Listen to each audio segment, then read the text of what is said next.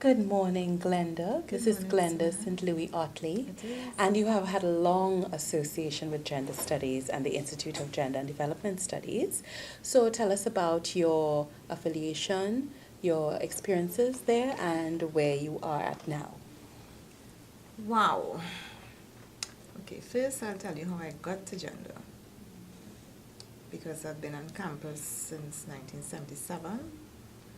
And in 1996, actually the end of 95, this job was advertised. And I didn't apply because I was comfortable where I was.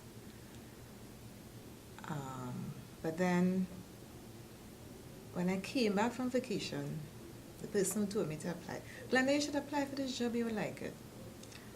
So I didn't. And then when I came back, she said, you didn't apply? I said, no. I said, but if it's for me, they will advertise it again. And that very day it was advertised again. So I applied. And I'm like, I didn't know Professor Reddock. She was Dr. Reddock at the time.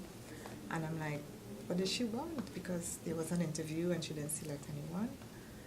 And I said, okay, I'll go for the interview. And I did, and I got the job.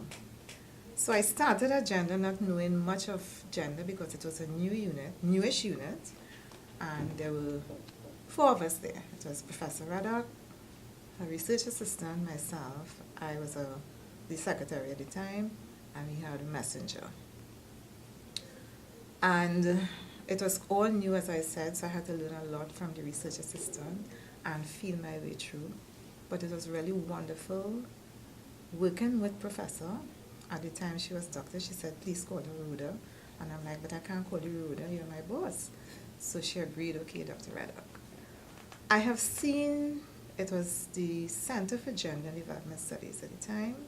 And at that time as well, the Women and Development Studies group which is the mother of the center, they were also housed in the same office. Mm. So, we worked together. And the courses there weren't so many courses. There were just a few courses. So we worked together. Prof worked hard trying to get these courses being offered in the other faculties. We managed to we had social sciences, humanities. It took a while before we got science, gender, and science. We didn't get through to engineering, which is still toughy. And we started to offer, we asked to offer the minor in gender, the minor in gender and development, and then eventually Prof started to work on the postgrad, which took quite a while. That MPhil gave us some problems. But I am glad that I stayed there to see everything come to fruition. The center has grown quite a lot from since then. What shall I say? I have encouraged students to do gender courses because I've seen what these courses could do for especially young women who feel they don't have confidence in themselves, don't know what their rights and their responsibilities are. So I'm happy that I made that decision in 96 Yes. to be part of the center. And for you, well, of course, you've been able to follow the course of the center into the institute at the St. Augustine campus all this time.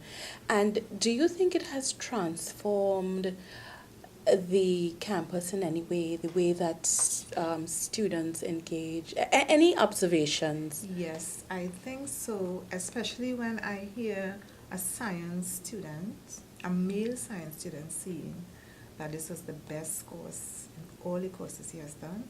This was the best course. And he thinks that this should be a compulsory course. All the gender courses should be compulsory courses. Right, so therefore you see that transformation. And for you personally, you were not working in the capacity of an academic, so you may or may not have done any research, but any areas of concern or interest or just on your everyday you may have pursued further through your time spent at IGDS? What should I say? I think maybe the outreach, especially now with the Break the Silence. I've seen all these projects, all the research being done on the projects, and I think this one where we're looking at how children are being abused I think this is one of the really major ones that I appreciate. Right. And finally, I mean, we always must understand our history in order to understand where we're going. And you've been able to observe so much transformation. What do you think, or what would you advise or suggest would be another viable step for us in gender studies?